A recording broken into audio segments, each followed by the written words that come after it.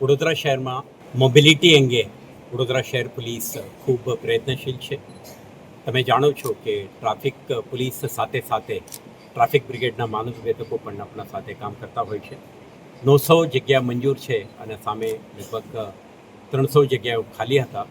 આ જગ્યા ભરપાઈ કરવા માટે આપણે એક સ્પેશિયલ રિક્રુટમેન્ટ ડ્રાઈવ કરીને આજે 286 જેટલા માનવવેદકોને નિયુક્તિપત્રક આપી છે. આ માનદવેદકો પોલીસ સાથે કામ કરશે એટલા માટે એમને 10 દિવસની સ્પેશિયલ ઇન્ડક્શન ટ્રેનિંગ આપીને કાયદા નિયમો અને ટ્રાફિક નિયમન માટે જે જરૂરી સ્કિલ સેટ્સ એમને ઇમ્પાર્ટ કરવાની પ્રયાસો થયા છે. ટૂંક સમયમાં એમને ગણવેશ પણ વિતરણ કરવામાં આવશે અને એમને શહેરના જુદા જુદા વિસ્તારોમાં પોલીસ સાથે સાથે એમને પણ તૈનાત કરવામાં આવશે.